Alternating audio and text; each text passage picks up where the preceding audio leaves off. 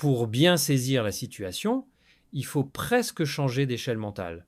Ce n'est pas un événement isolé, ni même une simple crise diplomatique. C'est plutôt comme une fissure discrète dans un barrage qu'on croyait solide depuis des décennies. Oui. Et ce qui est frappant, c'est que cette fissure ne vient pas d'un choc brutal. Elle apparaît à partir d'un détail technique, presque administratif, que peu de citoyens auraient jugé dangereux au départ. Exactement. Un accord renégocié, une clause interprétée différemment, une décision présentée comme rationnelle et économique. Sur le papier, tout semble légal, presque banal. Mais en politique internationale, le cadre juridique n'est jamais neutre. Il sert souvent de prétexte pour déplacer le débat vers des terrains beaucoup plus sensibles.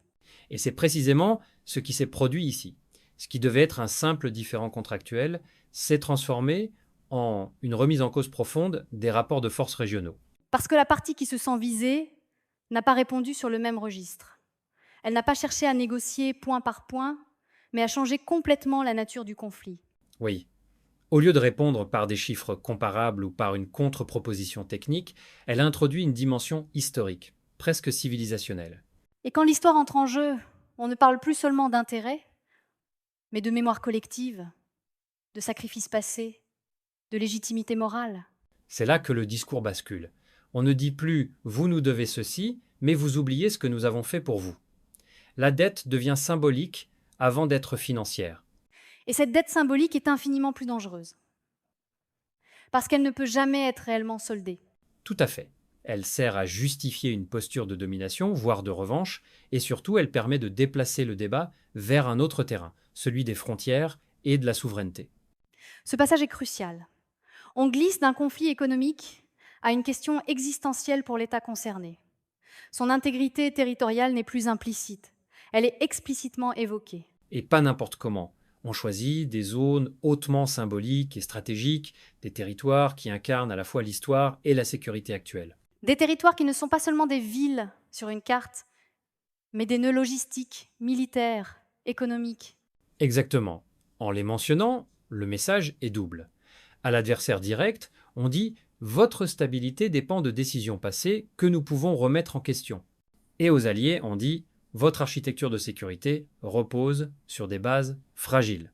C'est une façon très subtile de tester les réactions. Qui proteste? Qui temporise?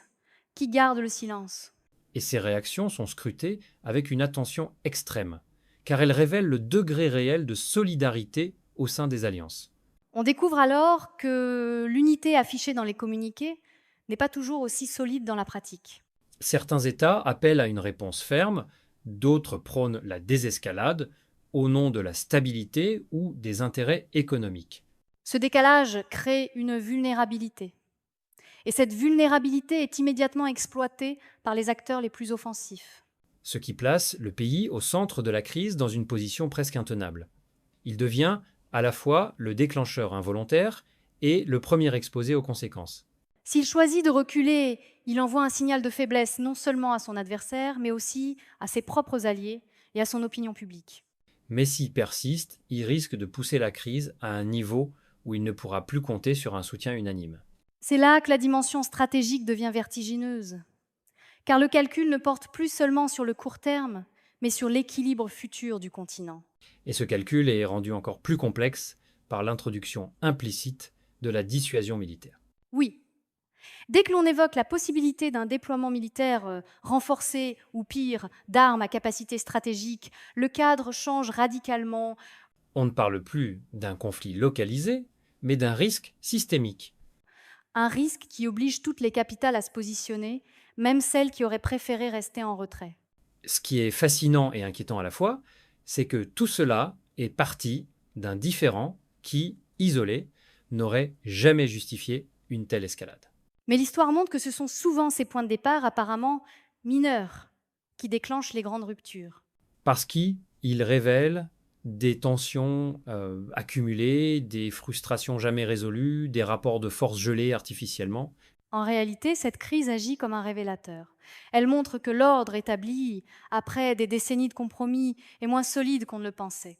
Et surtout, qu'il repose sur une hypothèse implicite, que certains chapitres de l'histoire resteraient à jamais clos. Or, aujourd'hui, Cette hypothèse est ouvertement contestée. Ce qui nous amène à la question centrale. Assiste-t-on à un simple test de limite ou au début d'une remise en cause durable de l'ordre européen? La réponse n'est pas encore claire. Mais ce qui est certain, c'est que chaque étape franchie rend le retour en arrière plus difficile. Et dans ce genre de dynamique, l'inertie joue toujours en faveur de l'escalade. Parce qu'aucun acteur ne veut être celui qui cède le premier. En somme, ce que nous observons, ce n'est pas seulement une crise politique, mais une bataille narrative sur la légitimité, la mémoire et le pouvoir. Et cette bataille pourrait bien redéfinir, à terme, non seulement des frontières, mais la manière même dont la sécurité collective est pensée en Europe. Une chose est sûre, une fois que l'histoire est réintroduite comme arme politique, elle devient impossible à contrôler. Et les fantômes du passé, une fois réveillés, ne se rendorment jamais facilement.